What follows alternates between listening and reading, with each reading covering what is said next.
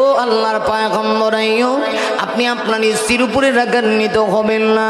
আপনি রাগান্বিত হইয়া আপনার স্ত্রীর জন্য আপনি বলেছেন 100টা বেতের আঘাত করবেন। আপনার স্ত্রী কিন্তু অন্যের বাড়িতে চুরি করে নাই। আপনি জানেননি গো, আপনার স্ত্রী আপনার সামান্য জরুরত পূর্ণ করার জন্য মাথার চুল কেটে টাকা নিয়ে হাজির হয়েছে। বিবি রহিমা তো কোনো কষ্ট পায় না। না ও মা, বিবি রহিমার কাছ থেকে শিক্ষা নাও। বিবি রহিমা 2টা হাত আকাশের দিকে উঠায় কয়, আল্লাহ গো, অগো প্রভু, অপ্রভু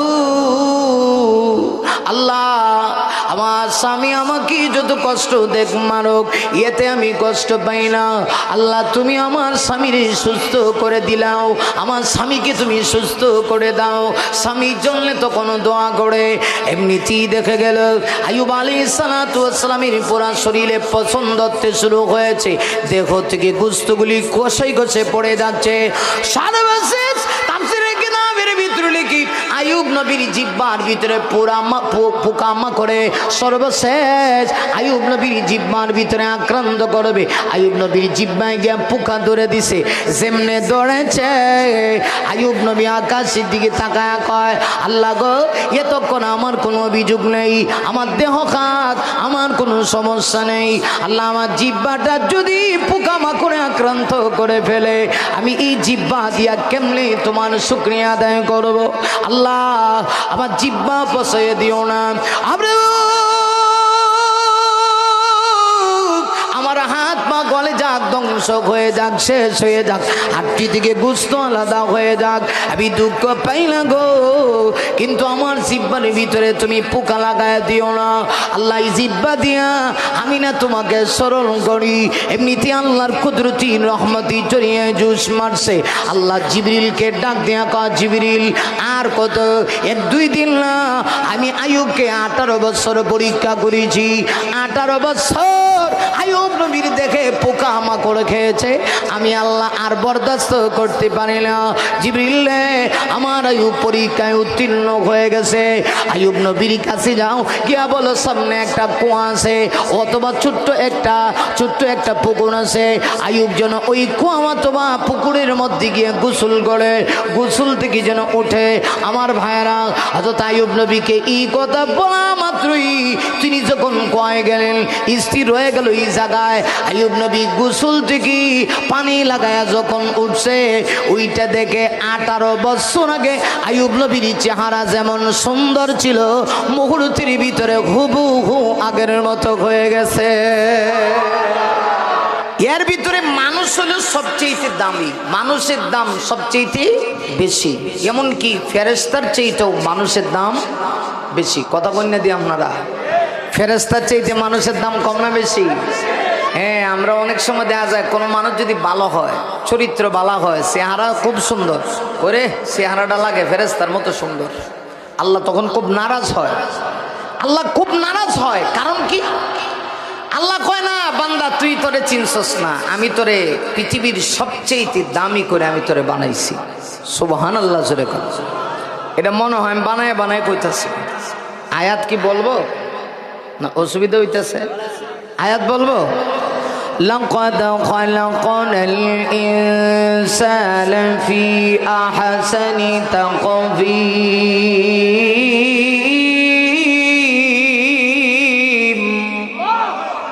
আরো জোরে বলা যাবে কি? আল্লাহু আকবার। আল্লাহ কয় আমি মানুষরে সবচেয়ে বেশি সুন্দর করে, সুন্দর আকৃতি দিয়া, দামি করে আমি মানুষরে আমি আল্লাহ বানাইছি। সুবহানাল্লাহ। না, আসমান বানাইছি আল্লাহ, জমিন বানাইছি আল্লাহ। কোরআনের ভিতরে আল্লাহ বলেছেন, হুয়াল্লাযী খালাকাস সামাওয়াতি ওয়াল আরদা ফি সিত্তাতি আইয়াম। ওরে মুমিন, আল্লাহ বলেন আমি আসমান জমিন বানাইতে গিয়া আমি আল্লাহ 6 দিন সময় লাগাইছি। আল্লাহ চাইলে গোটা পৃথিবী যেমন সব কিছু আসমান জমিন বাদ দিয়া আল্লাহ কোন বলেছেন ফায়াকুন হয়ে গেছে, আল্লাহ চাইলে এটাও করতে পারতেন, কিন্তু না। আল্লাহ ডাক দেয়া কয়, মুমিন রে আসমান জমিন বানাইতে গিয়া আমি আল্লাহ 6টা দিন সময় লাগাইছি। ওরে মুমিন, আর পৃথিবীতে যা কিছু আছে আমি শুধু কোন বলেছি, সাথে সাথে হয়ে গেছে। কোন মানে হয়ে যাও, ফায়াকুন সাথে সাথে হয়ে গেছে। না রে মুমিন, তোকে তোমার জাদা আমি আল্লাহ দিয়েছি, তোকে বানাইতে গিয়া আমি আল্লাহ 10 মাস সময় লাগাইছি। মুমিনলে তোর কত দাম জানোস নি? ফেরেশতা তোর সব কিছু তৈরি করেছে। মায়ের এক ফোঁটা না পাক পানি থেকে আমি আল্লাহ তোকে বানাইছি, কিন্তু ফেরেশতা তোর স্ট্রাকচার লৌহে মাহফুজের ভিতরে যখন তৈরি করেছে, ওরে মুমিন, ফেরেশতা তোর বডির সব কিছু লাগাইছে, কিন্তু আমি আল্লাহ তোর চেহারাটা আমার কুদরতি হাত দিয়া বানাইছি। কেন জানোস নি? মুমিন, তুই আমার কুদরতি পায়ে সাজদা দিবি, আমার গোলামি করবি, তোর দাম সবচেয়ে বেশি, তোর মর্যাদা সবচেয়ে বেশি, ঠিক কিনা? তোর মর্যাদা সবচেয়ে বেশি, কিন্তু আমরা বুঝি না। অনেক সময় আমরা বলি যে এই লোকটা চেহারাটা ফেরেশতার মতো। আর ফেরেশতা কি বেলা?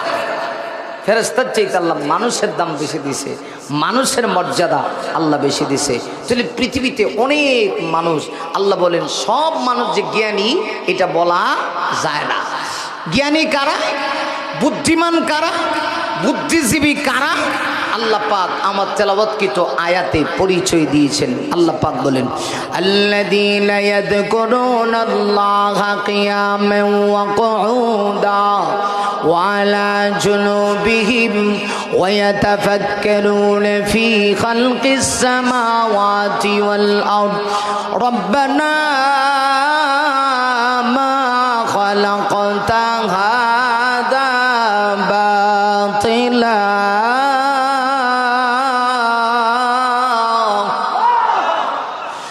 সুবহানাকা ফাকিনা আযাবান নার।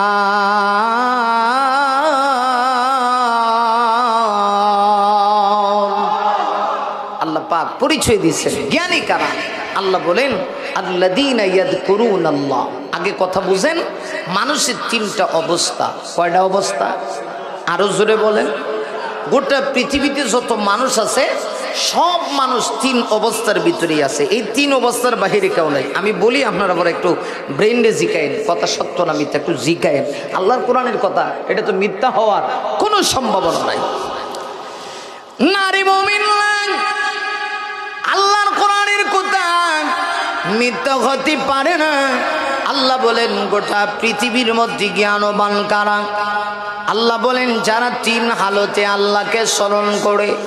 এই পৃথিবীতে যত মানুষ আছে গো, সব মানুষ 3 অবস্থার ভিতরে আছে। আল্লাহ বলেন ইয়াযকুরুনাল্লাহা কিয়ামান। প্রকৃত জ্ঞানীবান তারা যারা আমি আল্লাহকে দাঁড়ানো অবস্থায় স্মরণ করে। তাহলে দাঁড়ানো অবস্থা এটা মানুষের একটা অবস্থা, খুব ভালো করে বুঝবেন। 2 নম্বর হলো ওয়াকুউদান, বসা অবস্থায়। এরপরে আল্লাহ কয় ওয়া আলা জুনুবিহিম, অথবা নিদ্রা অবস্থায় বা শোয়া অবস্থায়। এই 3 অবস্থার বাইরে পৃথিবীতে কোনো মানুষ নেই। আপনারা দেখেন হয়তো বা একটা লোক খাড়া, না হয় বসা, না হয় শুয়ে আছে। কথা কি বোঝাইতে পারছে কিনা আল্লাহ জানে। হ্যাঁ, আল্লাহর কোরআনের কথা তো হয় খাড়া, না হয় বসা, না হয় শীতে ভরে নিছে শুয়ে আছে, নাহলে ঘুমাইব। এই 3 হালতের বাহিরে পৃথিবীতে কোনো মানুষ নাই। এই 3 অবস্থাতেই সবাই আছে। আমরা বসা, আবার কেউ ক্যাম করতেছে, খারাইতেছে, আবার কেউ দেখা যায় শুয়ে আছে। এই 3 অবস্থায় আল্লাহ বলেন জ্ঞানী কারা, বুদ্ধিজীবী কারা। আমরা তো মনে করি টেলিভিশনে বসে টিভির পর্দার সামনে যদি বোমা হটাইলি তারা এবার বড় বুদ্ধিজীবী। দেখবেন সেটা ভাড়া দিলে কুল্লাহ সুরা বাড়িত না, কিন্তু এত বড় বড় কথা কয়। কিতাব ওয়াজ করতাম, কিতাব ওয়াজ করতাম, আমি কিন্তু কোরআন ওয়াজ করতাম। কথা কি কিছু বুঝেন?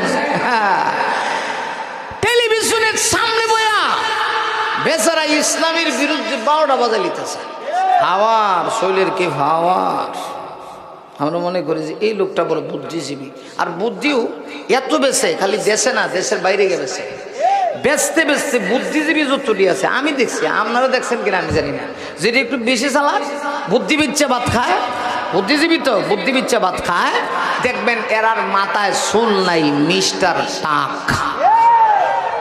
আরো আসতে মিস্টার টাক, বুদ্ধি এত বেশি, বেচতে বেচতে মাথা চুল থাকে না, তো মাথা গরম হয়ে যাবে।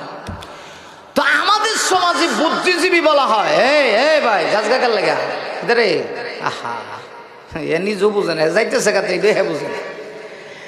খেয়াল করেন, আমাদের সমাজের ভিতরে আমরা মনে করি বুদ্ধিজীবী হলে সেই লোক যেই লোকে বুদ্ধি বেছে নিজের দেশে বাইরে গিয়ে বেছে কলমের সই দিয়ে লক্ষ লক্ষ টাকা পয়সা কামার, টাকা পয়সা আছে, অর্থবিত্ত, জমি সম্পদ, আর যদি ক্ষমতা তাকে ভাবার থাকে তাহলে অন্যের জায়গা দখল করে জুলুম করে, দেখবেন একটা বিশাল জুলুমের পাহাড় গড়ে লইছে।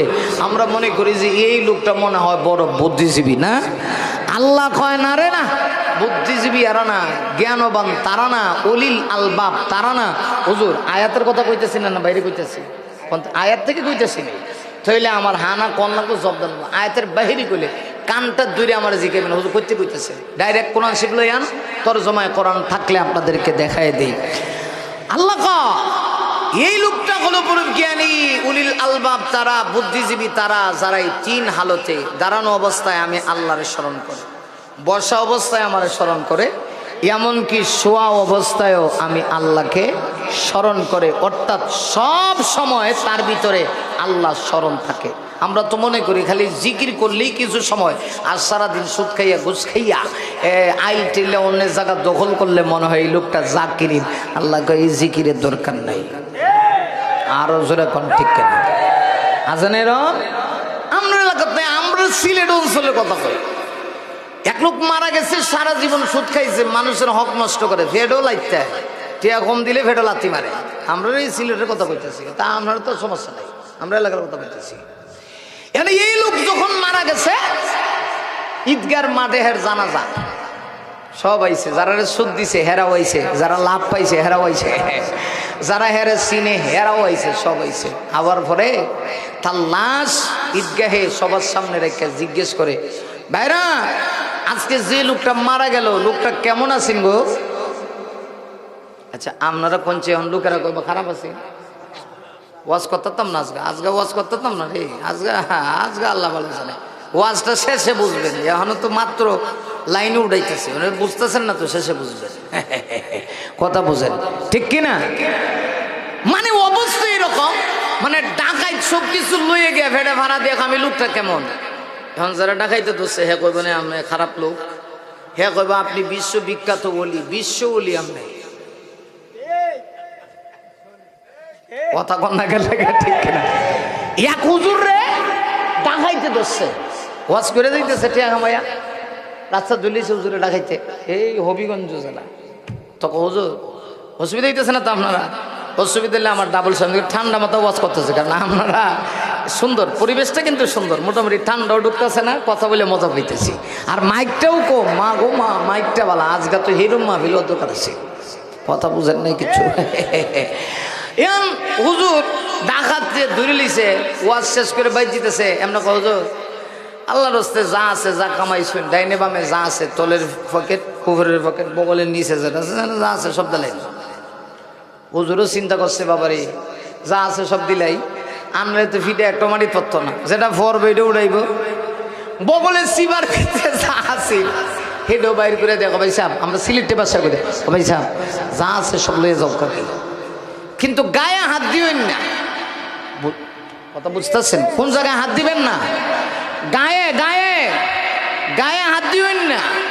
আর যা আছে সব লইয়া যান, খালি ল্যাংটা করেন না, ফৈজলে ভাঞ্জাবি যা আছে সব লয়ে যান গিয়া, কিন্তু ল্যাংটা করেন না, আর গায়ে হাত দিবেন না। ডাকাইতে কো হুজুর এমন লোকই দরকার, আমরা সব লয়ে গেছে। হুজুরে মোবাইলও নিছে। এখন হুজুর কো ভাই সাহেব যদি দয়া করে আমার সিমটা দিলাইতেন, সিমটা তো আপনার লাভ নাই, আমার এই নাম্বার তো সারা দুনিয়া ছড়াই আছে, কাছে যান দিলাম দান করে, সিম লইয়া যান। এখন ডাকাইতে সব লয়ে দিতেছে গা। হুজুর কো ভাই সাহেব আমরা যাই, কহা যান, কয়েকটা কথা আছেন খারাই, কিতা কথা, আমরা কেমন লোক একটু কয়ে যান তো দিই, কথা কি বুঝেন কিছু? আমরা কেমন লোক এটা ভাড়া দিয়া মাল ডাল যা আছে সব ডাকাতি করে এখন ডাকাত দলের লোকেরা জিগায় কেমন লোক, হুজুর কয় আপনার সেইতে ভালো লোকই হজগতে মনে হয় আর দেখতাম না, অতীতে তো দেখছই না, আর আগে দেখবো কিনা আল্লাহ ভালো জানে। কথা কোন ঠিক কিনা বে ঠিক, মানে অবস্থা এরকম হয়ে গেছে যে জুলুম করে মানুষের টাকা পয়সা মাই রাখা, মরার পরে তার লাশ নিয়ে জিজ্ঞেস করে লোকটা কেমন ছিল, ভালো আছেন না গো, সবাই কহ বালা, আর ফেরেশতারা কয় খারা খালি কবরে লই আয় সিফালিল্লাহ কারে কয়, কথা কন না কেন ঠিক কিনা।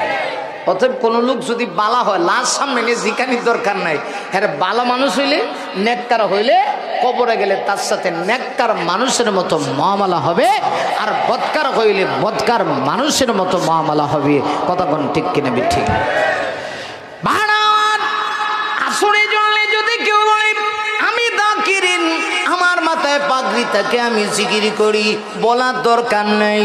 আল্লাহ বলে পৃথিবীর মানুষ রে, ওই ব্যক্তি হলো জ্ঞানী, যেই ব্যক্তি তিনটা হালত, দাঁড়ানো অবস্থায় আমি আল্লাহকে স্মরণ করে, বসা অবস্থায় আমি আল্লাহকে স্মরণ করে, এমনকি নিদ্রা অবস্থায়ও আমি আল্লাহকে স্মরণ করে। এর অর্থ হলো হায়াতি জিন্দেগির প্রতিটা মুহূর্ত, প্রতিটা সেকেন্ড, প্রতিটা মিনিটে বান্দা আল্লাহকে ভুলে না, আল্লাহর আইনকে বলে না। আল্লাহ ডাক দিয়ে বলে পৃথিবীর মানুষেরা এরা হলো সবচেয়ে বড় বুদ্ধিজীবী, যারা এই তিন হালতে আমি আল্লাহকে স্মরণ করে। না শুধু তাই না, আল্লাহ তারপরে বুদ্ধিজীবীর আরেকটা পরিচয় দিয়া বলেন ওয়ায়াতাফাক্কারুনা ফি খালকিস সামাওয়াতি ওয়াল আরদ। আল্লাহ বলেন শুধুমাত্র আমার স্মরণ থাকে তার ভিতরে তা না, সে আমার সৃষ্টি জগৎ নিয়ে গবেষণা করে, আসমানের দিকে তাকায় চিন্তা করে।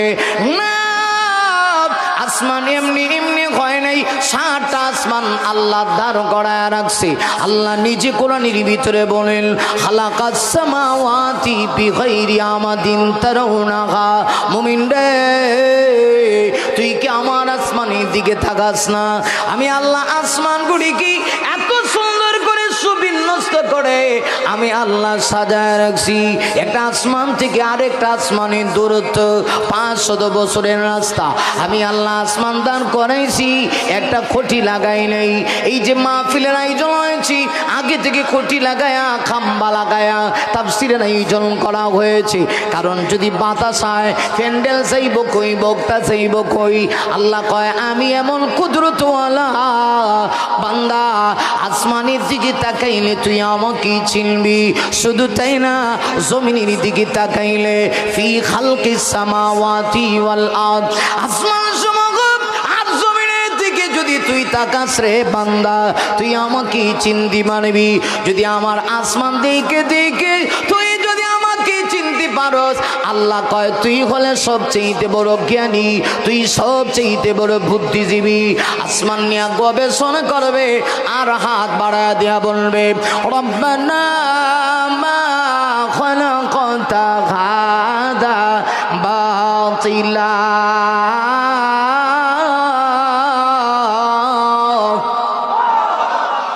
আরো আসতে কোন আল্লাহু আকবার। আল্লাহ কয় আবার আসমান জমিন নিয়ে গবেষণা করে গো, আর হাত বাড়ায় দেয়া কয় প্রভু গো এমনি এমনি তুমি পৃথিবীতে কিচ্ছু বানাও নাই। আবার পৃথিবীতে যা বানাইছো সব কিছু তুমি বান্দার উপকারের জন্য বানাইছো। আল্লাহ কয় এই লোকটা হলো প্রকৃত জ্ঞানী। শুধু তাই না, আল্লাহকে ডাক দেয়া কয় সুবহানাক, আল্লাহ আপনি পবিত্র, আপনি মহান, আপনি সর্বোচ্চ ইজ্জতের অধিকারী, আপনি নাপাক না, পৃথিবীর সকল নাপাকি থেকে আপনি পবিত্র। আল্লাহ গো আমি মানুষ হইয়া শুধু তোমার নাফরমানি করেছি, ফাকিনা আযাবান্নার। আল্লাহ তুমি আমাকে জাহান্নামের দাও আগুন থেকে আমাকে মুক্তি দান করো। আল্লাহ কয় এই দুই গুণ যার ভিতরে থাকবে, লোকটা কালো হইলেও জ্ঞানী, লোকটা চেহারা না থাকলেও জ্ঞানী। ওরে মুমিন, আল্লাহ যদি জ্ঞানী বলে এটাই হলো সত্যিকারের জ্ঞানী। অতএব শুনবার আমার জীবনের সর্বক্ষেত্রে যদি আল্লাহকে স্মরণ রাখতে পারি, সুখী দুঃখী আল্লাহকে যদি স্মরণ করতে পারি, আমি জ্ঞানী, মুসিবত এসেছি আল্লাহ স্মরণ থেকে গাফিল হওয়া যাবে না। এই জন্য হাদিস শরীফের ভিতরে আসি, কিয়ামতের কঠিন ময়দানে আল্লাহ কিছু মানুষকে ডাকবে। যেমন সর্বপ্রথম আল্লাহ এমন মানুষকে ডাকবে যেই লোকটার টাকাওয়ালা ছিল, মালদার ছিল, সম্পদের অভাব নাই, কাপাসিয়া বাজারে 10টা দোকান আছে, একটা বিশাল মার্কেটের মালিক। আল্লাহ ডাক দিবে, ওরে করিম মিয়া, আসো আসো, আমি তোমাকে যে দুনিয়াত পাঠাইছিলাম 60 বছরের হায়াত দিয়েছি, আমাকে স্মরণে রাখছনি। করিম মিয়া ডাক দিয়া কইবা, আল্লাহ গো, দুনিয়াতে আমার সময় নাই। কিতা নাই? ওয়াজ করতাম কেমনি বুঝি না তো, না কিছুই কনা, একটু জুড়ে কোন কিতা নাই আছে না এরম লোক, হ্যাঁ সব কিছু সময়। হ্যাঁ এমনি মোবাইল দেখলে হ্যাঁ সময় আছে, দেখবেন মোবাইল টিভা এটা তার কাকা। আল্লাহ হাসুরের মাটি ডাক দিবা এমনা। কাপাসিয়া শহরে যে 10টা দোকানের মালিক আসলি, টাকা পয়সা তো অনেক ছিল, তা আমার দুনিয়াতে স্মরণ করছিস নি? কইবা আল্লাহ সময় আছেন না, মাল বেশি বেশি, 10টা দোকানের হিসাব। এরপরে বিয়া করছি 2টা, ছেলে মেয়ে আছেন 8 জন, মেয়ে 4টে ছেলে 4টে। ছেলের বিয়া হরাইছি, মেয়েরে বিয়া দিছি, বিয়া দেওয়ার পরে নাতি নাত কর লইয়া, আল্লাহ সময় নাই, সময় নাই। আল্লাহ তখন ডাক দিব, তোরে সময় নাই, ঠিক আছে খারা, আমি সময় কেমনে আসি আমি তোর সামনে বুঝাই। আল্লাহ তখন ডাক দিব, এই পৃথিবীতে আল্লাহ 4 জনকে বাদশাহিত্ব দিয়েছিলেন, মুসলমানদের ভিতরে 2 জন, কাফিরদের ভিতরে 2 জন। সুবহানাল্লাহ। এরা সারা পৃথিবী শাসন করছে।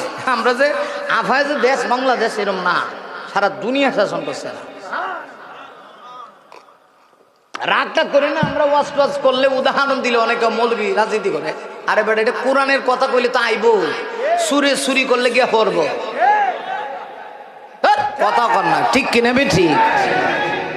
সুরে চুরি করে না, আমি যদি কই তুই চুরি করস কেন লাগে, এটা দোষ। অবস্থা দৃষ্টে অবস্থা এমন হয়েছে যে হুজুররা খালি মিষ্টি মিষ্টি ওয়াজ করবো, হক কথা কই থাকতো না, কিন্তু কোরআনের আয়াত কইয়া যদি কই তাহলে আপনার উপরে দিকে ভরে জায়গা আমি করতাম কি তা। সত্যের পক্ষে গান গাই বলে আমি বিদ্রোহী, সত্যের পথে ডাকি বলে আমি বিপ্লবী, কোরআনের কথা বলি তাই বলে আমাকে মৌলবাদী, জিহাদের কথা বলি তাই বলে আমাকে জঙ্গিবাদী, ঠিক কিনা? আমি বিদ্রোহী, আমি বিদ্রোহী, বিপ্লবী, মৌলবাদী, কেন জঙ্গিবাদী? সত্যের পক্ষে গান গাই বলে আমি বিদ্রোহী, সত্যের পথে ডাকি বলে আমি বিপ্লবী, কোরআনের কথা বলি তাই বলে আমাকে মৌলবাদী, জিহাদের কথা বলি তাই বলে আমাকে জঙ্গিবাদী। আমি বিদ্রোহী, আমি বিদ্রোহী, বিপ্লবী, মৌলবাদী, কেন জঙ্গিবাদী, ঠিক কিনা? জন্মের পরে কানে আজান কি দেয়নি, তুমি মৌলবাদী যারা হওনি, ঠিক কিনা? আবার মরণের পরে জানাজা পড়াবি, আবার মরণের পরে জানাজা পড়াবি, তখন কোথায় পালিয়ে যাবি? আমি বিদ্রোহী, আমি বিদ্রোহী, বিপ্লবী, মৌলবাদী, কেন জঙ্গিবাদী? সত্যের পক্ষে গান গাই বলে আমি বিদ্রোহী, সত্যের পথে ডাকি বলে আমি বিপ্লবী, কোরআনের কথা বলি তাই বলে আমাকে মৌলবাদী, জিহাদের কথা বলি তাই বলে আমাকে জঙ্গিবাদী, ঠিক কিনা? আমার ভাইরা, তো আমি সত্য কথা কইলে আমি জঙ্গিবাদী, আমি মৌলবাদী, আর তুমি এই কামে কামলা হইলে সমস্যা নাই। এটা হলো আমাদের অবস্থা। কথা কর, আল্লাহ হাসরের মাঠে গোটা পৃথিবী শাসন করছে 4 জন বাদশাহ, মুসলমানদের ভিতরে 2 জন, কাফেরদের ভিতরে আরো জোরে। মুসলমান কয়জন, কাফের কয়জন? হ্যাঁ, সারা পৃথিবী এরকম দেশ না, বাংলাদেশের মতো ছোট মেভে বাংলাদেশ দেখা যায় না, দেখেন ভালো করে সাইয়া দেখবেন যে চোখে লাগে না। সারা পৃথিবী শাসন করছে মুসলমানদের ভিতরে 2 জন, একজনের নাম ছিল হযরত সুলাইমান আলা নবিয়িনা আলাইহিস সালাতু ওয়াস সালাম। একদিকে নবী, আরেকদিকে বাদশাহ। ভাবে বোঝা যায় যে আপনার এলাকাতে এরকম প্রত্যেক দিনই মানুষ হইতেছে। সুবহানাল্লাহ বলে লাভ নাই তো, একটু জোরে কন্যা সুবহানাল্লাহ। না তামাম পৃথিবী মুসলমানদের ভিতরে দুইজন শাসন করেছে মুমিনে, একজন হলো বাদশাহ আবার নবী পয়গম্বর সুলাইমান, আরেকজন হলেন জুলকারনাইন বাদশাহ ইস্কান্দার, যিনি গোটা পৃথিবী আঙ্গুলের ইশারায় পরিচালনা করছে। আল্লাহ হাসরের মাঠে বাদশাহ সুলাইমানকে তার সামনে হাজির করবো। জিলুক কইব যে কাপাসে 10টা দোকান আছে, 2টা বিয়ে করছে, 8 সন্তানের বাপ, মানে কারে দেখতাম কারে না, সময় তো পাইছি না, আমার সময় নাই। আল্লাহ কব সুলাইমান তুমি সামনে আও। সুবহানাল্লাহ। সুলাইমান নবীর আল্লাহ জিগাইব কইও আমি যে আপনাকে নবী বানায় দুনিয়াতে পাঠাইছিলাম, আপনি তো বাদশাহ আসলেন, প্রত্যেকটা পৃথিবীর বাদশাহ, খালি বাদশাহ। হায় হায়, সুলাইমান নবী এমন বাদশাহ যে পৃথিবীর ইতিহাসে এমন বাদশাহ অতীতেও কেউ নাই, বর্তমানেও নাই, কিয়ামত পর্যন্ত আসারও কোনো সুযোগ। সুলাইমান, আমি যে আপনাকে দুনিয়াতে পাঠাইছিলাম, আপনি বাদশাহ ছিলেন, বিয়া করছেন কয়টা? রেওয়ায়েতে আসছে সুলাইমান নবী সর্বনিম্ন 300টা বিয়া করছে। এখন সুবহানাল্লাহ কইতেছে, কারেন্ট আইছে না শৈল? আসতে কইন মহিলারাও নিয়ে লিব, জোরে কোন সুবহানাল্লাহ। কয়টা বিয়া? কথা কয় না, কেমনি বাস কথা, বিয়া কয়টা? আর আমরা দেশে একটা বিয়া কইরে হাইর হারবাল খা যাইতেছে গা, ট্যাং জায়গা একবার ভাও জায়গা রাখবা, মাথাও তা ঠিক নাই, একজন ভাই তো ঠিক রাখতারা না। আল্লাহ সুলাইমান নবীকে জিজ্ঞেস করবে, পয়গম্বর সুলাইমান আপনি দুনিয়াতে বিবাহ করেছিলেন কয়টা? 300 বিয়া করেছি। আল্লাহ জিজ্ঞেস করবে সুলাইমান আপনি কি রাষ্ট্র পরিচালনা করেছিলেন? হ্যাঁ রাষ্ট্র পরিচালনা করেছি। শুধু রাষ্ট্র পরিচালনা করছেন তা না, সুলাইমান নবী এমন সুন্দরভাবে রাষ্ট্র পরিচালনা করছেন পৃথিবীর মানুষ এখান থেকে শিক্ষা গ্রহণ করার মতো আছে। অরে আল্লাহ জন্য কোরআন শরীফের ভিতরে একটা সূরা দিয়েছেন, সূরাতুন নামাল। নামাল মানে হলো পিপিলিকা, পিঁপড়ার সূরা। আল্লাহ পিঁপড়ার ঘটনা সেই সূরায় কোট করেছে। আমার ভাইরা, এই সূরার ভিতরে সুলাইমান নবীর রাষ্ট্র পরিচালনার কিছু আলোচনা আল্লাহ এনেছে। পয়গম্বর সুলাইমান শুধু বাদশাহ তা না, এমন বাদশাহ ছিল গো, রাষ্ট্র পরিচালনা করার জন্য 3টা বাহিনী ছিল। পৃথিবীর ইতিহাসে এমন বাহিনী কোনো বাদশা তৈরি করতে পারবে না। আমার দেশের বাসে পুলিশ আছে, আসেনি? কথা দি কন্যা, আরে পুলিশের কত দাম ছিল, এখন মশার দাম আছে, পুলিশের দাম নেই। হেরাদি ডাইনে চাইলে বামে জাগা। এদিন আমি এক পুলিশ দি ডাইনে চাই বামে বামে যেতেছে, জেনগে গেলে গে বামে।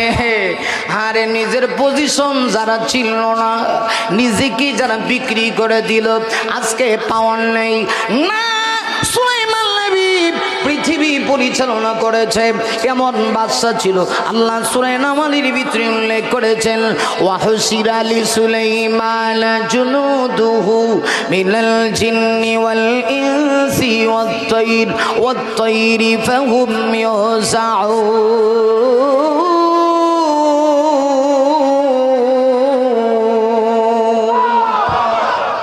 সুলাইমান নবী রাজ্য পরিচালনা করত 3 বাহিনী দিয়া। প্রথম যে বাহিনী, এই বাহিনীর নাম হলো মিনাল জিন্নি, জিনদের ভিতর থেকে। কের ভিতর থেকে? জিন। আর আমরা জিনের নাম হলি ডরা। ও মাগো, যদি বলে কোনোদিন জিন মসজিদ হয়ে দেখে লেছে, আসলে জিনও না, মনে রাইতে 1-2টার সময় আইসে আর কি। এমনি দেখছে সাদা একটা লোক দেখা যায়, সাদা ফাঁদা দেখে ও মা গো মা, ও মা আমি জিন দেখছি। জিন দেখলেই ডরায়, আর দেখলে তো আর উপায় নাই, কয়জন ঠিক থাকবো। তাবিজ দিয়েও তো জান বাঁচেন যায় না, তেল ভরা, পানি ভরা, নুন ভরা, আদা ভরা দিয়ে জান বাঁচন যায় না। আর আল্লাহ কয় আমি সুলাইমান নবীর এমন বাদশাহিত্ব দিছি।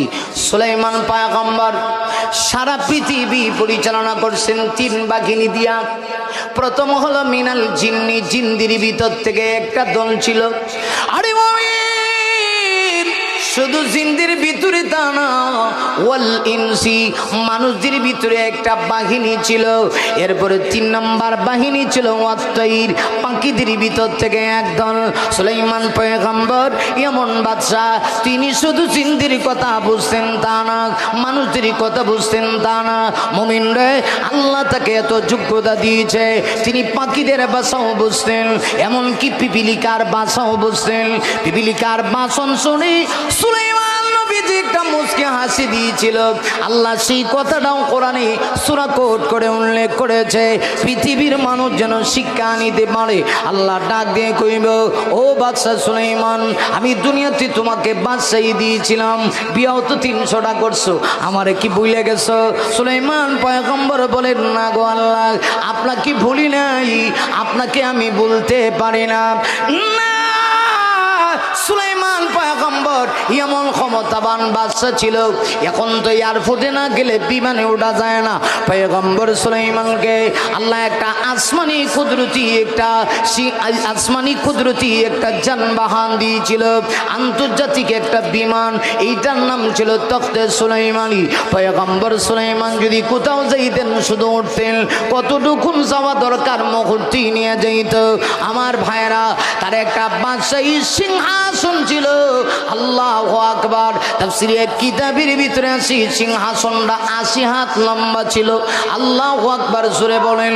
তিনি মাঝে মধ্যে পাখিদের বিচার আচার করতেন, এমন বাদশা পৃথিবীর ইতিহাসে আর নেই।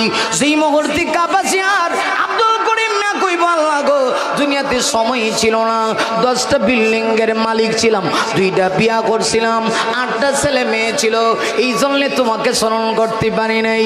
আল্লাহ কইব, সুলাইমান পয়গম্বরের চাইতে তুমি তো বড় টাকাওয়ালা ছিল না, বড় পয়সাওয়ালা ছিল না, মাত্র বিয়া করছো 2টা, আর আমার পয়গম্বর 300 বিয়া করছে। আমি আল্লাহ কি বলে যায় নাই? আচ্ছা ঠিক আছে, দাঁড়াও, তোমার বিচার হইব, খারাও। সুবহানাল্লাহ। তুমি একটু খারাও, লাইনে খারাও, আগে বিচার হইবে তো। যেটি আগে উল্টা পাল্টা করছে, এর বিচার হইতেছে নি? ক্লিয়ার হইতেছে না, আর একটু দরকার। কথা দি কই না, কিচ্ছু তো বুঝি না দি। আচ্ছা তুমি লাইনে খারাও, আরো জনে ডাকবো। আপনার এলাকার নাম কি? তা হাওড়াইতে এলাকা ময়মনসিংহ বরুণ। হ্যাঁ বরুণ, হ্যাঁ বুরনের মনে করেন না, দরকার নেই, এমনি বোঝানোর জন্য। ফর এক্সাম্পল, কারো নাম রাখলে আবার বুঝেন, মনে করেন জালু মিয়া। কি মিয়া? আশা করি জালু মিয়া নাম নাই। আমরা সিলেট আছে জালু মিয়া, ফসা লন্ডনী, হুগা লন্ডনী, সিগন লন্ডনী, সুপারি লন্ডনী। কথা বলছেন না? এই জালু মিয়া করলে তো অসুবিধা নাই তো। এক লোক বুঝি আমরা সিলেট অঞ্চলে নির্বাচনে হারাইছি, জালু মিয়া বেটা ট্রেন অ্যাক্সিডেন্ট করে, ট্যাঙ্ক 2টা নাই, কিন্তু বাপ দাদা 14 সিঁড়ি সব লন্ডন, টিয়া পয়সার বাপ। কারণ লোকেরা তারা মিছিল দিব নির্বাচনের সময়, স্লোগান তো নির্বাচনের সময়, ফাটতিরে কর্মী কান্দ লইছে, কান্দ বুঝেননি? কাঁদ কি এটা কি দেখো, কান্দ লইছে, লইয়া এখন মিছিল দে নির্বাচনে। চালু ভাই, লোকেরা বলে কি হয়েছে, কয় মাথা আছে ঠ্যাং নাই। পানি দিন গো, টাইম টেবিল দেখতাম না, টাইম টেবিল কিন্তু যাইতেছে গা। অসুবিধা হইতেছে। কয়টা বাজে বুঝো? 11টা তো আপনারা যাইতো না কইছো, আমি 11টার পরে গেলে বিয়া তো বিজি 10:30। আচ্ছা যাক, 11টা পর্যন্ত যাইতো নি না? অসুবিধা হইতেছে না? 11টার পরেও যাইতো, আপনারাই যাবেন, আমার যেমন লাগতো না। আমরা তো আজকাল শেষ, আমার তো রমজান পর্যন্ত সিরিয়াল দেওয়া। কথা বলছেন না? আছেন যে কথা বলছিলাম। আচ্ছা, ও নির্বাচনে খারাইছে লোকটা, নাম জালমিয়া, কান্দু উড়াইছে, লোকেরা স্লোগান দেয় নির্বাচনে। জালুবাই, লোকেরা বলে কি সে, মাথা আছে ঠ্যাং নাই। তাহলে আমরা কিতা করতাম, জালুবাই চরিত্র ফুলের মতো পবিত্র। আরেকজন আস্তে আস্তে কয় নামাজ পড়ে না 1 ওয়াক্ত। আরেকজন আর একটু জোরে কয় গাঞ্জা খায় 5 ওয়াক্ত। কথা দিয়ে কই না আপনারা? ঠিক নেই? এই আমরা চরিত্রের অবস্থা। আমরা এমন ফ্যামিলি, খালি ভাতটির দুইশে লাভ নাই, আপনার আমারও দোষ আছে। নির্বাচনে ভোট দিয়ে একজন রে, আর চা খায় 80 জন ভাতটি থেকে। কথাও কয় না, না কিছু আসেনি। কেডা কইছে আপনি আমানতটা চাখাই দিলাইতেন? আপনি যে সুদগুর ঘুষগুরে আমানতটা দিতেছেন চা খাইয়া, হাসরে মাঠে আল্লাহর কাছে কিতা জব দিবেন? যেই আয় হেরেই কয়, ও ভাই সাহেব আপনার লাগে অপেক্ষা আছি, আপনি একদম যোগ্য লোক। এমনি দেখা যায় পাচ্ছি কিরে চা আছে, না উস্তাদ চা নাই, কিতা আছে কফি, কফি ডাল। উস্তাদ কফি খেলে হইতো না, সাথে কেক খাওয়ান লাগবো। কেক কফি কলা খাইয়া কয়জনের কাছে আপনি ভুট্টা বেচছেন ভাই সাহেব? কিয়ামতের মাঠে আল্লাহর কাছে কিতা জব দিবেন? দল লাগবো তো, কারণ হ্যাঁ যত গুণা করবো সব ফ্লেক্সিল উঠে, হ্যাঁ আমরা আমল নামা যাইবে তো, কথা দিয়ে কই না, ঠিক কিনা বেটি? অসুবিধা হইতেছে? আচ্ছা এমন খেয়াল করেন, এমনি আল্লাহ কবে তুই সিরিয়াল খারাপ তোর বিচার ভর হইব। আরেকজনকে ডাকছে, এই বুরুন এলাকার মনে করেন আরেকটা লোকরে ডাকছে, এই জালুমিয়া এমনা। এই লোকটা সারা জীবন কয়দিন পরে পরে খালি অসুস্থ হইতো, এমন লোক কঙ্কালের মতো হয়ে গেছে, খারাইলে বয়া জায়গা বইলে খারাই যায়, সুপারি গেছে মতো লম্ব হয়ে গেছে অসুস্থ হইয়া, চেয়ারের ছবি যা আছে না মনে তো সব গেছে গা, বিত্তে হামাই গেছে গা। আল্লাহ হেরে ডাক দেখো, এই দুনিয়াতে যে আমি তোরে ফাড়াইছিলাম, তুই কি আমার স্মরণ রাখছিলি? রাখছিলি না আমার স্মরণ? এমন কইবা আল্লাহ যেই পরিমাণ অসুস্থ ছিলাম, কেমনে আপনারা স্মরণ রাখি, কেমনে আপনারা স্মরণ করতাম? আপনার জিকির করার টাইম আমার আছে, টাইম নাই। আল্লাহ ডাক দিব আইয়ুব নবীরে। সুবহানাল্লাহ জোরে। কোন নবী ভাই? আরো জোরে, আরো জোরে। আল্লাহ ডাক দিব আইয়ুব নবীকে। তিনি শুধু বাদশাহ তা না, তাফসীর তিনি শুধু নবী তা না, তাফসীরি কিতাবে লেখে আইয়ুব আলাইহিস সালাতু ওয়াস সালাম বাদশাও ছিলেন, নবীও। কথা কই না করে, নবীও বাদশাহ, ডাবল হওয়া। কিতা হওয়া? ডাবল হওয়া। আমরা যেমন আমরা দেশে টুনটুনি ডাবল হওয়ার আছে, টুনটুনি বুঝছেন না, ডাবল দেওয়ার কিছু দরকার নাই, ডাবল হওয়া। আচ্ছা আইয়ুব নবী সামনে হাজির। আল্লাহ কইব আপনারা তো নবী বানাইছিলাম আর বাদশা না, কহ তো পরীক্ষাটা কি পরিমাণ গেছেন একটু বর্ণনা দেন আপনি। তাফসীর কিতাবে লেখে আইয়ুব আলাইহিস সালাতু ওয়াস সালাম তিনি বাদশাহ, পয়গম্বর। আল্লাহ তাকে অর্থ বিত্ত, টাকা পয়সা, ধন সম্পদ কোনো দিক দিয়ে কম দেয় নাই। একদিন শয়তান আল্লাহ রাখো, আল্লাহ আইয়ুব নবী যে আমরা জিকির করে, আপনারা স্মরণ করে, এটা কে লাগে জানেন নিয়ে টাকা পয়সা বেশি, মাল সম্পদ বেশি, নাউজুবিল্লাহ কইতেন না? আল্লাহ কসকিতা কহ যদি আল্লাহ একটু সুযোগ দেন তাহলে আমি একটু পরীক্ষা করবো। দেখেন এ পরীক্ষা শুরু হয়েছে, পরীক্ষা দিয়েও শেষ করে লিখতাম। দুনিয়াটাই তো পরীক্ষার হল, আইসি তো পরীক্ষা দিবার লাগে। টাইম গেলে পরীক্ষার হল থেকে কানটা দূরে বাড়ি করে দেবে, তো টাইম থাকা অবস্থা কি লেখেন না লেখেন পেপারে কেউ বলার কোনো ক্ষমতা বা ভাবা নাই। এই দুনিয়াটাই পরীক্ষার হল। হায়াতি জিন্দিগি যতদিন আছে পরীক্ষার হলে আছেন, যেই দিন টাইম শেষ এমনি পরীক্ষার হল থেকে ধাক্কা দিয়ে বের করে আজরাইল আপনার দেহ থেকে অসীম পাখিটা বের করে নিয়ে যাইব। কথা কোন ঠিক কিনা? এর আগ পর্যন্তই তো ভাবার নাকি তা ভাই, এ তো বাবা তোমার এবার লক্ষ্য করে দেখুন, আল্লাহ ডাক দিয়ে বলবে আইয়ুব গো তুমি তো নবী ছিলে, আবার বাদশা ছিলে, আমি তোমাকে কি পরীক্ষা করেছি একটু বর্ণনা আপনি দেন। এমনিতেই আইয়ুব নবী তার ঘটনা তুলে ধরবেন। আইয়ুব নবীকে আল্লাহ কোন দিক দিয়ে কম দেয় নাই। একদিকে নবী বানাইছিল, আর একদিকে বাদশা, টাকা পয়সার কমতি নেই। শয়তান ডাক দিয়া কয় আল্লাহ গো আপনার আইয়ুব যে আপনাকে মহব্বত করে, আপনাকে স্মরণ করে, কেন জানেননি? কারণ আইয়ুবের টাকা পয়সা ধন সম্পদের অভাব নেই। আল্লাহ কয় মানছি না। শয়তান কয় প্রভু গো আমাকে একটা বার সুযোগ দেন, আমি একটু পরীক্ষা করতে চাই। আল্লাহ বলেন যা, আমি তোকে সুযোগ দিয়ে দিলাম। আমার ভাইয়ের আমাকে করে দেখুন, তাফসীরি কিতাবের ভিতরে লেগেছে এমনিতেই শয়তান আইয়ুব নবীকে পরীক্ষা করার জন্য আইয়ুব আলাইহিস সালাতু ওয়াস সালামের উটের একটা পাল ছিল, উটের পাল, কয়েকটা উট এমন না, উটের পাল ছিল। ভাড়া আমার তাফসীরে কিতাবের ভিতরে লেখি এই উটের পাল মালগুলি অনেক রাখালগুলি এইগুলা দেখাশোনা করতো। হঠাৎ করে একটা বাতাস আসলো, বাতাস আসার পরে ওই বাতাস উটের পালের গায়ে যখন লাগছে, লাগার সাথে সাথে এমন ভাইরাস দেখা গেল সবগুলি উট মুহূর্তের ভিতরে মারা গেল। এখন আর একটা উট নেই। উটের রাখালগুলি আসি আল্লাহর পয়গম্বর আইয়ুব নবীকে ডাক দিয়া কয়, আইয়ুব গো, ও আইয়ুব পয়গম্বর, আপনি শুনছিলি আপনার উটের পাল যে ছিল বাতাস এসে সবগুলি উট মারা গেছে? আইয়ুব নবী ডাক দিয়া কয়, আলহামদুলিল্লাহ, তুমি আমাকে দিয়েছো, তুমি নিয়ে গেছো, তুমি দিয়েছো তোমার মাল, তুমি নিয়ে গেছো, এতে আমার কোনো দুঃখ নেই। আর আমাদের সমাজের ভিতরে বাজারে যদি আগুন লাগিয়া কাহার যদি একটা দোকান ভরে যায়, আল্লাহরে পর্যন্ত গালি দেয়, আর পারছে না ওই লোকটার এত সম্পদ নষ্ট হয় না, আমার একটাই দোকান, এইটা দিয়ে আমি চলি, এইটা বুঝি ফুরিয়া গেল গা, আল্লাহ বুঝি আমার দিকে সুনজরে তাকাইল না। আরে মানুষ লক্ষ্য করে দেখুন, আইয়ুব নবী ডাক দিয়া কয়, আল্লাহ আমাকে উট দিয়েছে, সম্পদ আল্লাহ দিয়েছে, আল্লাহ নিয়ে গেছে, তাতে আমার দুঃখ কি? আইয়ুব নবী ডাক দিয়া কয়, আলহামদুলিল্লাহ। কিছুদিন পরে দেখে গেল আইয়ুব নবী আরেকটা বেড়ার পান ছিল। আরে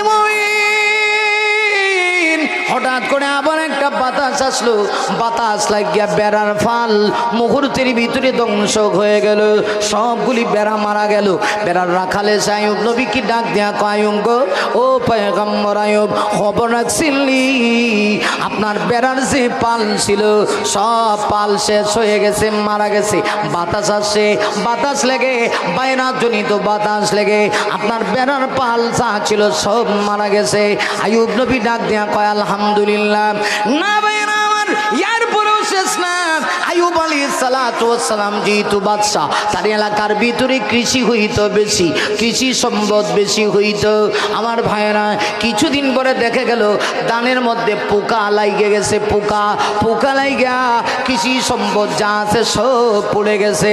আল্লাহ তো কোরআনে এমনি বলে নেই, ওয়ালা নাবলুওয়ান্নাকুম বিশাইইম মিনাল খাউফি ওয়াল জু'i ওয়া নাকসিম মিনাল আমওয়ালি ওয়াল আনফুসি ওয়াত তামারাত ওয়া বাশশিরিস সাবিরিন।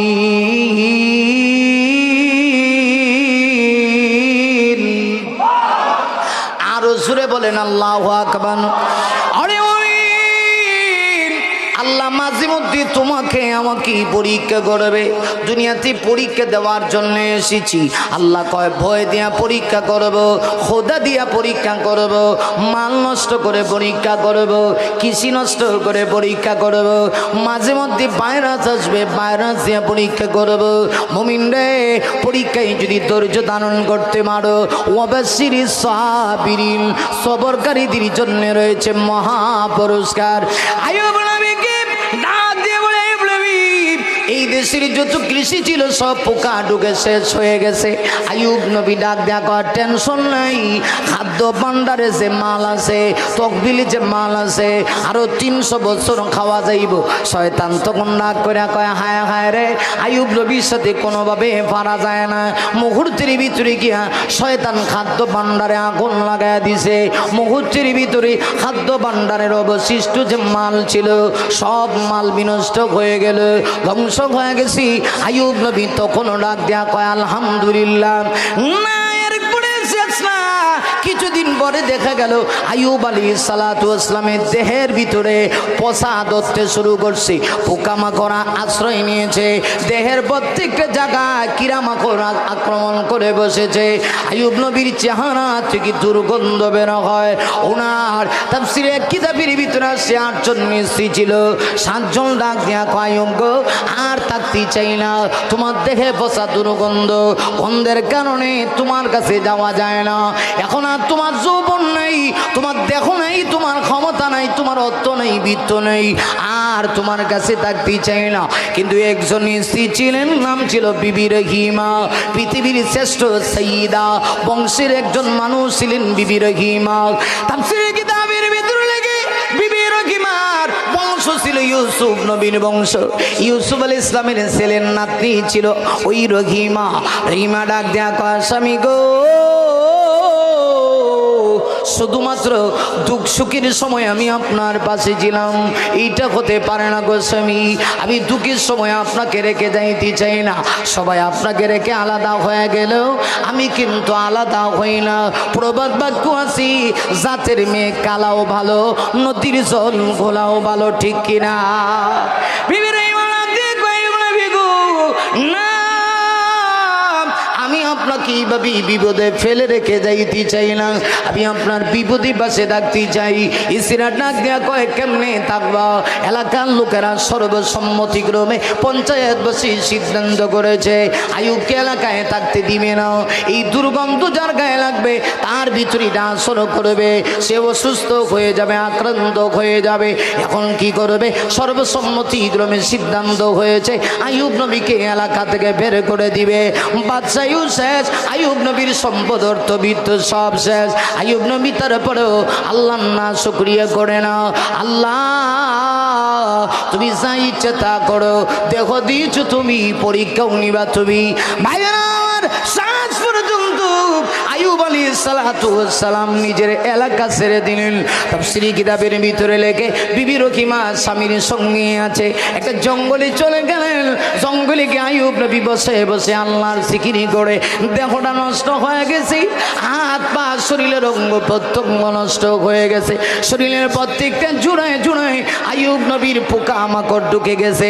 মাঝে মধ্যে পোকামাকড় এসে আইয়ুব নবীকে এমনভাবে আক্রান্ত করত, আইয়ুব নবীর গায়ে যখন জ্বালা শুরু হইতো আইয়ুব নবী তিনি নিজে মাঝে মধ্যে পোকা এনে তার দেহের ভিতরে লাগাইতেন।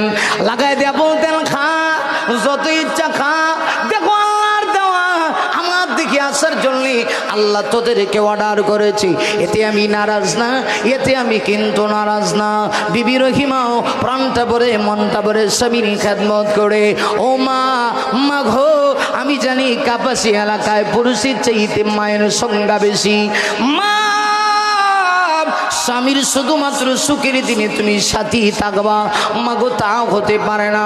মাগো তোমার স্বামীর সব সময় এক সমান যাবে না।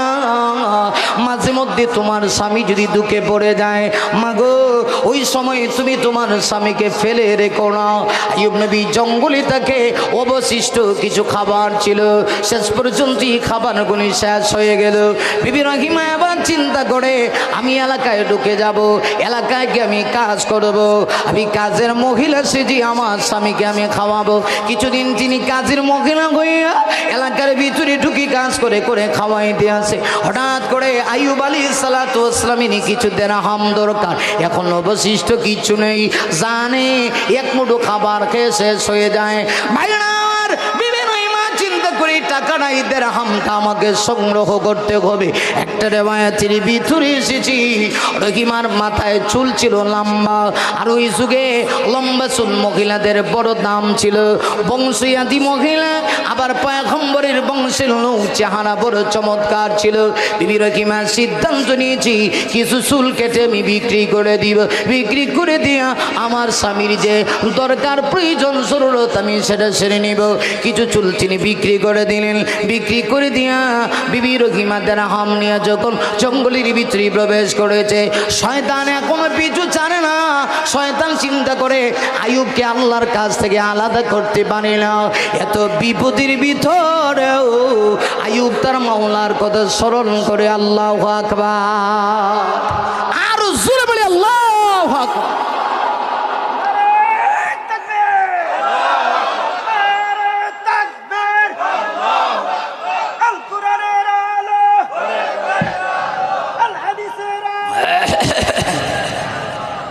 মাশাআল্লাহ, মারহাবা কর, আর জোরে মারহাবা, লিল্লাহি তাকবীর, আর জোরে লিল্লাহি তাকবীর। আল্লাহ জমিন, আল্লাহর কথা বলতে পারবো কি পারবো না? আল্লাহকে স্মরণ করতে পারবো কি পারবো না? পারতে হবে। এই জমিন আল্লাহ, আইন চলবে কার? আর জোরে বলেন না। আইয়ুব আলাইহিস সালাতু ওয়াস সালাম এই অবস্থায় তিনি জঙ্গলে থাকেন। বিবি রহিমা তার জন্য খানা পিনার আয়োজন করে। জরুরতের জন্যে বিবি রহিমা তার মাথার চুল বিক্রি করে কেটে যখন জঙ্গলে ঢুকেছে, ইবলিসে ডাক দেয়া কয়, গো জানেননি আপনার স্ত্রী কি কাম গড়াইছে গো, কিতা করছে? কয় আপনি যে অসুস্থ এই জন্যই আপনার স্ত্রী অন্যের বাড়ির ভিতরে ঢুকি অন্যের ঘরে চুরি কইরা চুরিতে ধরা পড়ছে। ধরা পড়ার কারণে এলাকার লোকেরা আপনার স্ত্রীর চুল কেটে দিছে। আরো আসতে গন শয়তান আছে নিরম, যেই পরিবারের স্বামী স্ত্রীর মিল আছে এখানে ক্লিক মারে ক্লিক। আরো আসতে গন স্বামী তার স্ত্রী ভালোবাসে, এটা অন্যজনে দেখতে না, হের চলে কথা কন না। তোমার কেন জ্বলে রে বন্ধু, তোমার কেন জ্বলে, কথা কর না কে আসেনি র ভাল লাগে না? স্বামী স্ত্রী দুজনে মিল, বেড়া কালা, হ্যাঁ খাইতলা নিচের কালা অংশের মতো কালার, বউটা একটা মিষ্টি আমের মতো সুন্দর। এই জন্য অনেক লোক দেখতে না, আরে কাল্লার ঘরে কাল্লা এই বেটি কেমনে পাইছ, এর মাথা পুরা গরম। এই জন্য হ্যাঁ এই স্বামী স্ত্রী বালা থাকুক দুইজন, এইটা হ্যাঁ চায় না, মাঝখানে ক্লিক লাগাই ক্লিক। আসেনি না আমরা দেশ, আমরা সিলেটের কথা কইতেছি বা সব জায়গা তুই আছে। শয়তান বড় মারা মিস হইতে পারে না, বুলেটের কথা মিস হইতে পারে, পয়গম্বরদের কথা মিস হইতে কয়ালাইছে তো। আর তিনি কিন্তু এই রোগে আক্রান্ত না, এই অপরাধী। আল্লাহ তখন ডাক দেখো, জিবরিল যা আমার নবী আইয়ুবের কাছে যাও। সুবহানাল্লাহ। এখন লেগেছে কালেকশন। আইয়ুব আলাইহিস সালাতু ওয়াস সালামের কাছে জিবরিল আসলেন, এসে ডাক দেয়া কয়, ও আল্লাহর পয়গম্বর, ও আল্লাহর পয়গম্বর আইয়ুব, আপনি আপনার স্ত্রীর উপরে রাগান্বিত হবেন না। আপনি রাগান্বিত হইয়া আপনার স্ত্রীর জন্য আপনি বলেছেন 100টা বেতের আঘাত করবেন। আপনার স্ত্রী কিন্তু অন্যের বাড়িতে চুরি করে নাই। আপনি জানেননি গো, আপনার স্ত্রী আপনার সামান্য জরুরত পূর্ণ করার জন্য মাথার চুল কেটে টাকা নিয়ে হাজির হয়েছে। বিবি রহিমা তো কোনো কষ্ট পায় না। না ও মা, বিবি রহিমার কাছ থেকে শিক্ষা নাও। বিবি রহিমা দুইটা হাত আকাশের দিকে উঠায় কয়, আল্লাহ গো, অগো প্রভু, অপ্রভু আল্লাহ, আমার স্বামী আমাকে যত কষ্ট দেখ মারুক, এতে আমি কষ্ট পাই না। আল্লাহ তুমি আমার স্বামীর সুস্থ করে দিলাও, আমার স্বামীকে তুমি সুস্থ করে দাও। স্বামীর জন্য তো কোনো দোয়া করে এমনিতেই দেখে গেল আইয়ুব আলাইহিস সালাতু ওয়াস সালামের পুরা শরীরে পছন্দ হতে শুরু হয়েছে। দেহ থেকে গোশতগুলি কষে কষে পড়ে যাচ্ছে। সর্বশেষ তাফসীরে কিতাবের ভিতরে লিখি আইয়ুব নবীর জিহ্বার ভিতরে পুরা পোকামা করে সর্বশেষ আইয়ুব নবীর জিহ্বার ভিতরে আক্রান্ত করবে। আইয়ুব নবীর জিহ্বায় গিয়ে পোকা ধরে দিছে। যেমনে ধরেছে আইয়ুব নবী আকাশের দিকে তাকায় কয়, আল্লাহ গো, এতক্ষণ আমার কোনো অভিযোগ নেই, আমার দেহ খাত, আমার কোনো সমস্যা নেই। আল্লাহ আমার জিহ্বাটা যদি পোকামাকড়ে আক্রান্ত করে ফেলে, আমি এই জিহ্বা দিয়া কেমনে তোমার শুকরিয়া আদায় করব? আল্লাহ আমার জিহ্বা পছয়ে দিও না। আমার হাত পা গলে যাক, ধ্বংস হয়ে যাক, শেষ হয়ে যাক, হাতটি থেকে গোশত আলাদা হয়ে যাক, আমি দুঃখ পাই না গো, কিন্তু আমার জিহ্বার ভিতরে তুমি পোকা লাগায় দিও না। আল্লাহ জিহ্বা দিয়া আমি না তোমাকে স্মরণ করি। এমনিতে আল্লাহর কুদরতি রহমতি জড়িয়ে জুস মারছে। আল্লাহ জিবরিলকে ডাক দেয়া কয়, জিবরিল আর কত, 1-2 দিন না, আমি আইয়ুবকে 18 বছর পরীক্ষা করেছি। 18 বছর আইয়ুব নবীর দেখে পোকা মাকড় খেয়েছে, আমি আল্লাহ আর বরদাস্ত করতে পারি না। জিবরিল আমার আইয়ুব পরীক্ষায় উত্তীর্ণ হয়ে গেছে। আইয়ুব নবীর কাছে যাও, গিয়া বলো সামনে একটা কুয়া আছে অথবা ছোট্ট একটা পুকুর আছে। আইয়ুব যেন ওই কুয়া অথবা পুকুরের মধ্যে গিয়ে গোসল করে, গোসল থেকে যেন ওঠে। আমার ভাইয়েরা, হযরত আইয়ুব নবীকে এই কথা বলা মাত্রই তিনি যখন কুয়ায় গেলেন, স্থির হয়ে গেল এই জায়গায়। আইয়ুব নবী গোসল থেকে পানি লাগায়া যখন উঠছে, ওইটা দেখে 18 বছর আগে আইয়ুব নবীর চেহারা যেমন সুন্দর ছিল, মুহূর্তের ভিতরে হুবহু আগের মতো হয়ে গেছে। পুরা দেহ ক্লিন পরিষ্কার। আল্লাহর কি ক্ষমতা। বিবি রহিমায় ডাক দেখো, স্বামী গো আপনি দিয়ে একদম একেবারে বিশ্ব সুন্দর। আল্লাহু আকবার। পয়গাম্বর তো নবীরা এমনি সুন্দর। যে যুগে যেই নবীরে আল্লাহ পাঠাইছে এই নবী সবচেয়ে বেশি সুন্দর। যে যুগে যেই নবীরে আল্লাহ পাঠাইছে এই নবী বংশ মর্যাদার দিক থেকে সবচেয়ে উচ্চ বংশ মর্যাদার লোক। ঠিক কিনা জোরে বলেন। আইয়ুব নবীর চেহারা আগের মতো হয়ে গেছে। আল্লাহ তোমার কাছে শুকরিয়া জানাই। আল্লাহ কো আইয়ুব তুমি পরীক্ষায় ফার্স্ট ক্লাসে উত্তীর্ণ হইছ। ওই এমনি ওই যে জালুমিয়া এই বরুণের জালুমিয়ারা আল্লাহ কবে রে তুই অসুস্থ আসলি। আইয়ুবের চাইতে বেশি নেই। 18 বছর ভিতরে ফোকামা করে খাইছে গো আল্লাহ। এরম তো আসলাম না, এরম তো আসলাম না। এরপরে তুই সময় পাইছস না, তুই বড় নিমুখ খারাপ। কথা কোন ঠিক কিনা ঠিক? তোর বিচার হওয়া দরকার। ভাইরা আমার আসুনতেই বলছিলাম আপনাকে আমাকে শিক্ষা নিতে হবে। আপনি আমি আল্লাহর জিকির শুধুমাত্র নির্দিষ্ট একটা সময় হবে তা নয়। জিকির তো মুখে হবে, জবানে হবে, কিন্তু 24 ঘন্টা সময় আল্লাহকে স্মরণ রাখতে হবে। যদি রাখতে পারি, আল্লাহ বলেন আল্লাযীনা ইয়াযকুরুনাল্লাহা কিয়ামান ওয়া কুউদান ওয়া আলা জুনুবিহিম। প্রকৃত জ্ঞানবান কারা, বুদ্ধিমান কারা? আল্লাহ বলেন যারা দাঁড়ানো অবস্থায়, বসা অবস্থায়, এমনকি নিদ্রা অবস্থায়ও আল্লাহকে বলে না। সুবহানাল্লাহ কইতেন না? আরো জোরে কান। সর্বশেষ কথা হলো এই, আপনারা কইবেন হুজুর ঘুমানির সময় আল্লাহরে কেমনে স্মরণ করতেন? আল্লাহর রসুল বলেন ঘুমানির সময় তুমি দোয়া করে ঘুমাও। কোন দোয়াটা জানি ঘুমানির সময় আমরা পড়ি? আল্লাহুম্মা বিসমিকা আমুতু ও আহিয়া। আল্লাহ ও তোমার নামে আল্লাহ মরতাছি, তোমার নামে যেন জিন্দা হই। মরতাছি মানে ঘুমাইলে কি মানুষ মরে জায়গা? হ্যাঁ, হাদিস শরীফে আল্লাহর রসুল বলেন আন-নাওমু আকুল মউত। ঘুম হলো মৃত্যুর ভাই। ভাইয়ে ভাইয়ে যেমন রক্তের সম্পর্ক আছে, ঘুম আর মৃত্যুর একটা সম্পর্ক আছে। কেমনে? মানুষ যখন মৃত্যুবরণ করে তার রূহ থেকে, তার বডি থেকে রূহটা আলাদা হয়ে যায়। ঘুমাইলেও মানুষের বডি থেকে রূহটা চলে যায়, আল্লাহর আরশে আজিমের সামনে গিয়ে জিকির করতে থাকে। পুনরায় আল্লাহ যখন অর্ডার আসে তখন এই দেহের ভিতরে আবার এই অচিন পাখিটা ফিরে আসে। প্রিয় ভাইরা আমার, তাহলে ঘুমাইবার সময়ও আমি যদি আল্লাহকে স্মরণ করে ঘুমাই, তাহলে এমন হতে পারে যে এই ঘুম হবে জীবনের শেষ ঘুম। যদি জীবনের শেষ ঘুম হয় আর আল্লাহকে স্মরণ করে ঘুমাইতে পারি, আল্লাহকে আপনাকে আমাকে বলবো? কথাবার্তা দিয়ে কিচ্ছু বলবো নি।